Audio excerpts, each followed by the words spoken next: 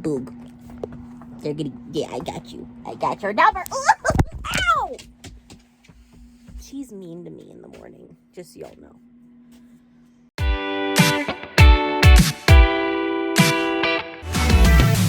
Bad behavior on camera. Show the world you're a bad dog waking up mom. See? See, she's so mean to me. I suppose it's time to feed the willoughbys.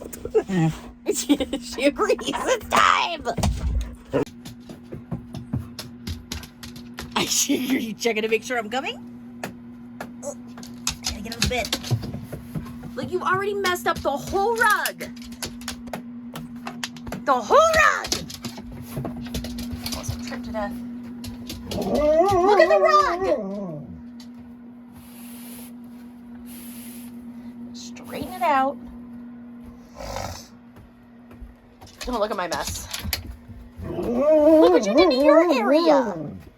You knocked everything over. Now you're trying to straighten it out so you live like a good dog. Yeah, stop.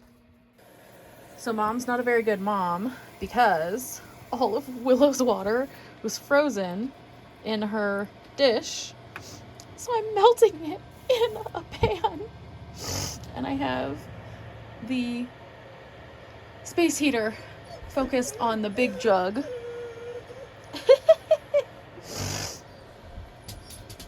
And so I'm just heating it up and then pouring it into Willow's dish. And she's very frustrated with this. Ooh, the donkey's out. Hi, Eeyore. Can't see because the sun is so bright. Oh, and there's Verge. Hi, Vergie. Willow. Oh, gee, okay. I am having breakfast with my pooches this morning. And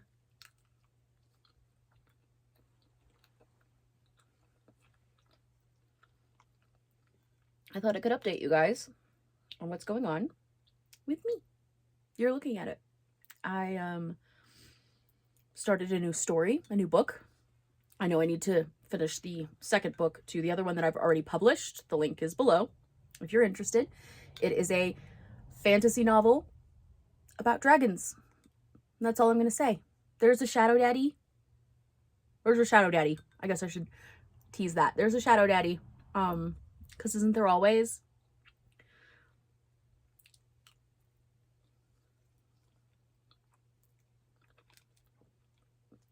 But this is how my brain works. I create one story and I get going on it. And then another story pops into my head and I'm like, oh, that would be fun to write too. Let me write that one. And then I get like one book of each done and I don't ever get to the second ones. And ADHD, man. But, yep. I started working on a second story. So I've been doing a lot of writing.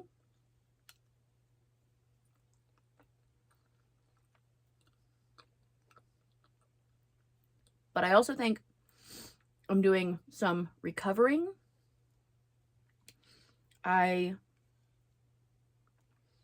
was like, am I as normal? Like, normally my seasonal depression hits about the same time as everybody else's, you know, when it starts to get like gloomy and gross out.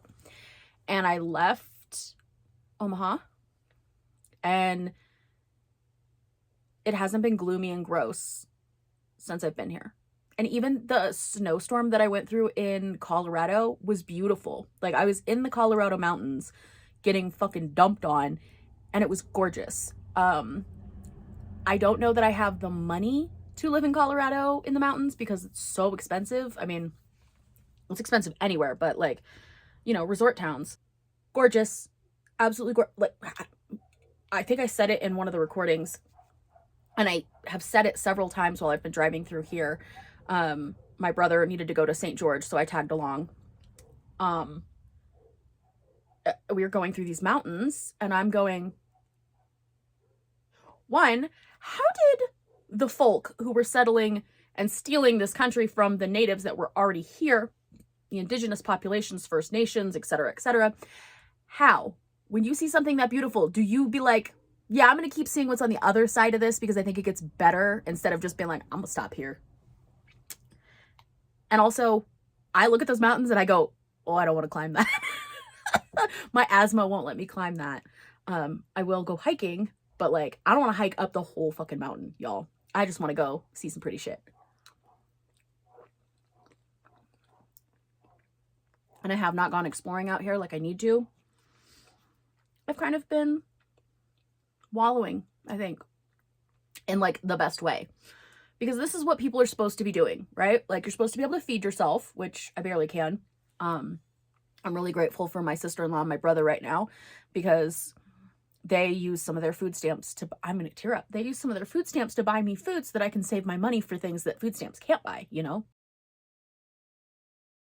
And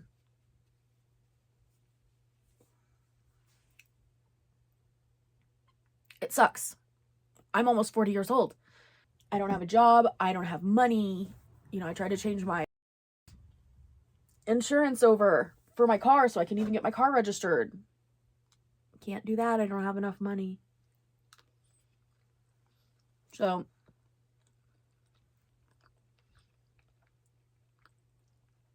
I spend my days reading, writing, taking care of my dog, and I maybe eat 1 meal a day. It's the first time I've had breakfast that wasn't a Pop-Tart. I've been saving the oatmeal in case I needed to eat the oatmeal, and it was all that was left. But for once, my food hoarding came in handy. I have a Sam's Club membership. Before I left Omaha, or before I became really, you know, broke, and I was staying with my grandpa for a time, I bought a whole case of ravioli, and then I bought like another 4-pack of ravioli. So I ate that, and when I got paid, I would buy a couple of cans of soup, and I kind of like stored all those up, and I just had a box of food. I had a tote that was all like food. It had some drinks in it. It had some waters, like bottles of water, like this. So I bought a case of water from Sam's Club. But yeah, I've been living off of that, and I bought like, you know, I got my last paycheck. My bank account was that overdrawn that all I got, like the positive balance was $12 afterwards. Super fun.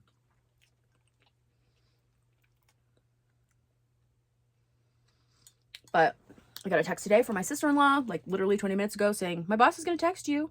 I'm like, cool. I'm hoping she's going to be like, can you start tomorrow? This camper is not, or this is an RV. It's like a A-class RV. That's the same age as me, hence the decor.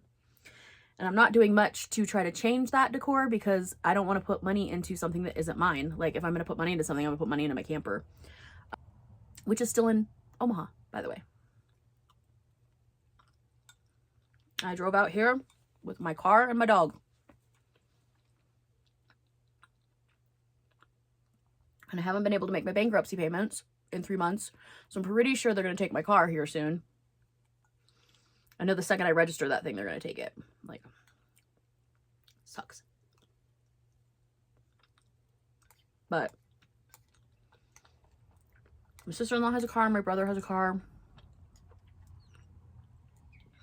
I'll make it work. Figure it out. My life is just pretty pitiful. And I think I've been wallowing a little bit. Not in my usual depths of despair, which is great, but in my not really trying kind of way. I have 2 little areas of this big RV. It's got to be at least 30 foot.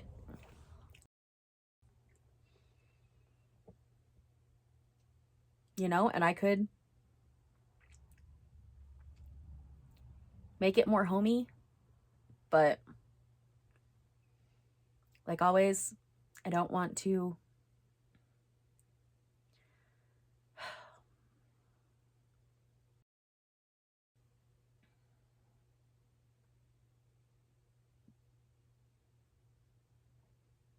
I want to travel and I want to do things, but coming here, I've realized that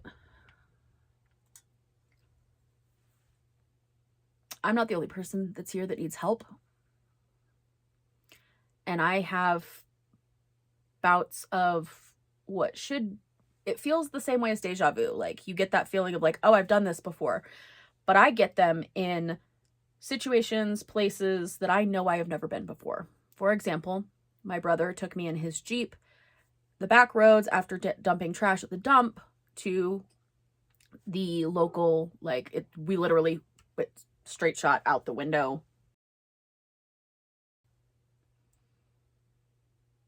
Hiking area. And I have never driven through this part of Utah. I have never been in my mom's red Jeep with my brother driving it.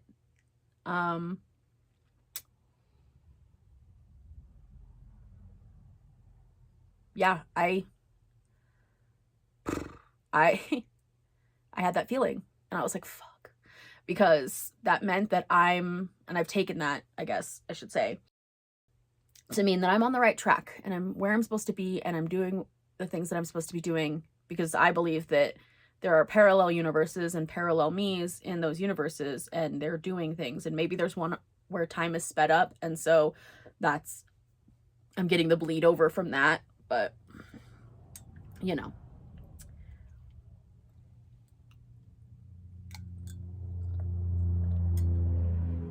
Not to get too weird.